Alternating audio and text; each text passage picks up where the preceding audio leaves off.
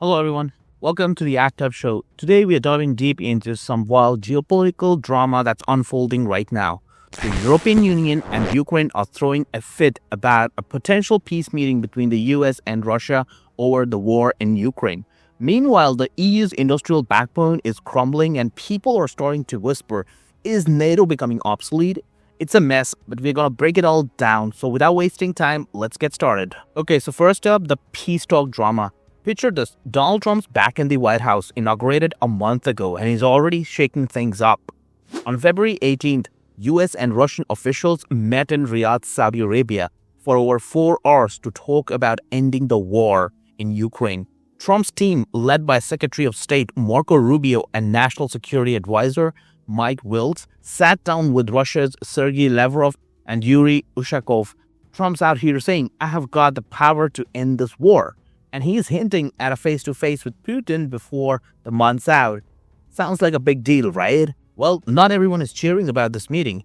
The EU and Ukraine are pissed. But the question is, why are they pissed and why are they opposing this peace meeting? Well, because they weren't invited. European leaders are like, hey, you can't negotiate Ukraine's future without us. German defense minister said on February 13 at a NATO meeting in Brussels, Europe must be involved in any talks. France's foreign minister doubled down, saying there is no just and lasting peace without Europe at the table. And what about Ukraine's President Volodymyr Zelensky? Well, he's been crystal clear. Any deal cooked up behind US and Russia without Kiev's input is a non-starter. He posted on Telegram this week, negotiations have to be fair with all parties who can actually guarantee peace. It actually translates to, don't screw us over behind our closed doors. So what I'm trying to say is that both the EU and Ukraine are against this peace talk. Now let's rewind a bit. This all kicked off after Trump spoke with Putin and Zelensky on February 12th and 13th. US Defense Secretary Pete Hegseth then dropped a bombshell at a NATO meeting saying Ukraine's dream of getting back to its pre-2014 borders where Russia snatched Crimea is unrealistic. So what about NATO's membership for Ukraine? Well, that's off the table, according to him. Europe's reaction was instant. Whoa, slow down, cowboy. EU's foreign policy chief called it appeasement and warned against deals behind their back. Posts on X are buzzing with the sentiments. Users are saying stuff like the US is selling out Ukraine and Europe getting sidelined. It's basically a geopolitical soap opera and the tension's thick. So why this is a big deal? Well, the EU and Ukraine see this as a US flexing its muscles alone, potentially cutting a deal that leaves them holding the bag. Russia's already hardening its stance. Lavrov said in Riyadh that they won't tolerate NATO troops in Ukraine under any flag, and they want those occupied territories logged in as theirs. Ukraine's like, hell no, and EU's worried they'll be stuck footing the bill. Or worse, facing a resurgent Russia without a say. It's a trust issue too. Europe's being burned before by big powers craving up maps. Think post-World War I vibes. And they're not keen on a repeat. Plus, with Trump's America First vibe, they're nervous the US might just peace out and leave them to deal with the fallout. Alright, now let's shift the gears. While all this peace talk drama heating up, the EU's got bigger problems brewing at home. They are deindustrializing and it's not pretty. You have probably heard about Germany, right? Well, everyone has. The EU's industrial heavyweight, right? Well, it's taking a beating. Since Russia's cut off cheap gas via Nord Stream in 2022, energy prices have skyrocketed. German industries like chemicals and steel that relied on affordable fuel are either shutting down or moving overseas. The German Economic Institute reported last year that energy-intensive sectors lost 10% of their output between 2021 and 2024. That's billions in economic damage. That clearly shows that EU's industrial firepower is on decline. Take BASF, the world's biggest chemical company. They are slashing jobs in Germany and shifting production to China and the US, where energy is cheaper.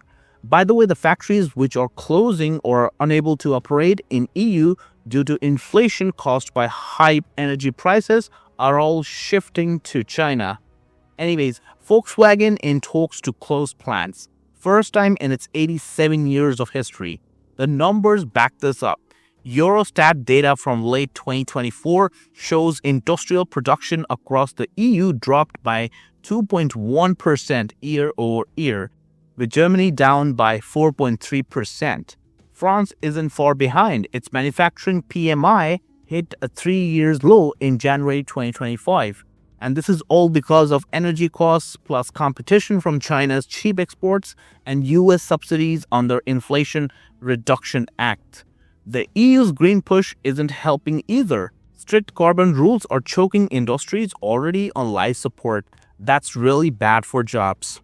Now zoom out. This isn't just a German problem. Poland's steel sector is hemorrhaging jobs.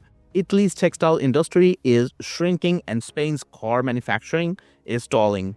A 2024 report from European Roundtable for Industry warned that about 20% of EU's industrial capacity could vanish by 2030 if trend continues like this. And let me tell you one thing, 20% is not a small number. Deindustrialization's hitting tax revenues too. Germany's budget deficit ballooning, and France is scrambling to avoid a debt crisis. So tie all this to peace talks. The EU's economic woes make them super twitchy about Russia.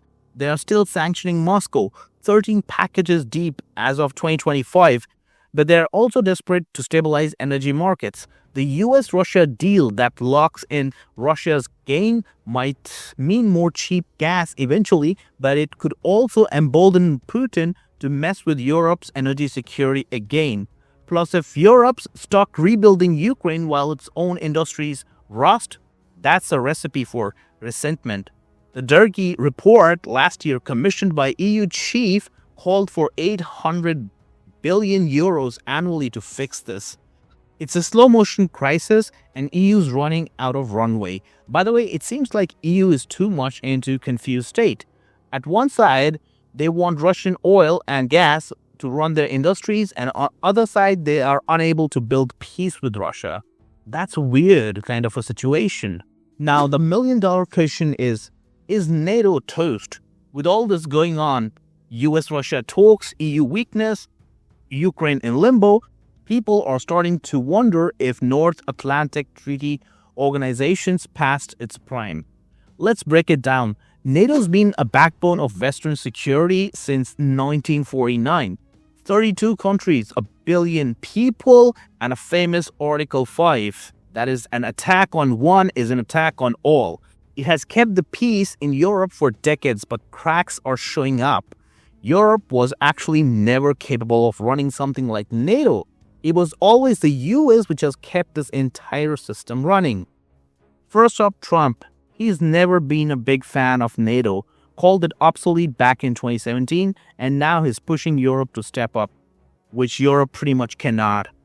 At a NATO meeting on February 13, Hegseth told allies to spend way more. Think 5% of GDP, not just 2% goal, which was only achieved by 23 members out of 32.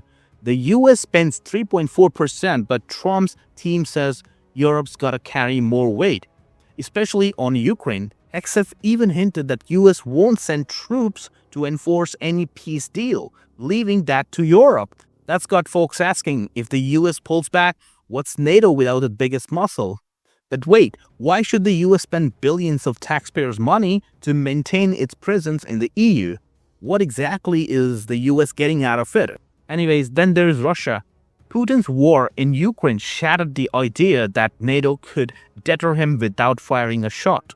NATO's pumped 40 billion euros a year into Ukraine fight, tanks, jets, missiles. But it's not a NATO mission. No troop, no fly zone, just cash and gear. Russia's still marching, 36,000 casualties a month as per Ukraine's estimates, but they're still holding 20% of Ukrainian land. NATO eastern flank, Poland and Baltics are freaking out, but the alliance looks stretched thin. Ex-users are split. Some say NATO's a paper tiger, and others argue it's still our best shot against Russia. Well, to be honest, NATO is indeed best shot against Russia. Here's the kicker: NATO's not built for today's mess. It's a Cold War relic designed for big, clear threats like Soviet tanks rolling west. But now, it's all about hybrid wars, cyber attacks, disinformation, drones, etc., etc. And NATO is scrambling to adapt to this reality.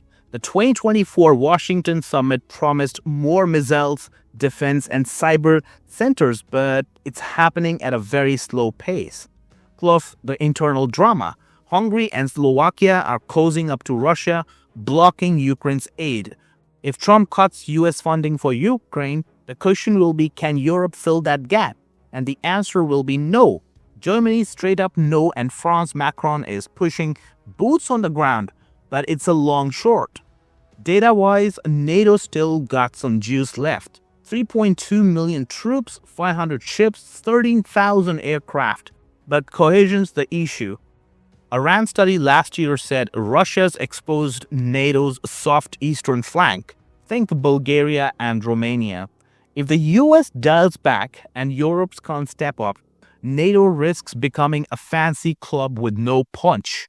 That said, it's not dead yet. Ukraine's future might hinge on it, and Finland and Sweden joining in 2023 showed it's still got some pull. Obsolete? Maybe not, but it's on life support, unless it evolves fast. There are just too many backlogs, and it looks like it can't be solved so easily because different countries within the EU have different ways of looking at these problems. So where does this leave us? The EU and Ukraine are dragging in against the US-Russia peace deal they're locked out of. And honestly, I get it. You don't want your fate decided by two dudes in Saudi palace. The EU's industrial decline is making them vulnerable. Germany's a shadow of its old self, and that's scary when Russia is still flexing. NATO is at its crossroads. Either it'll reinvent itself or fade into a history book footnote.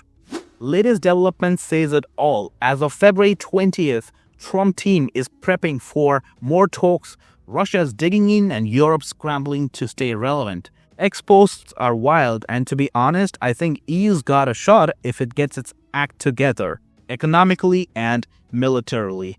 Ukraine's resilience is insane, but they need more than grit. And NATO is not obsolete yet, but it's got to prove it can handle 2025's chaos. What do you think? Drop a comment. EU's collapse, NATO's fate, all of it. Hit like if this broke it down for you. Share it with your crew, and let's keep the convo going. Until next time, stay curious, question everything. I'll catch you in the next one. Peace out.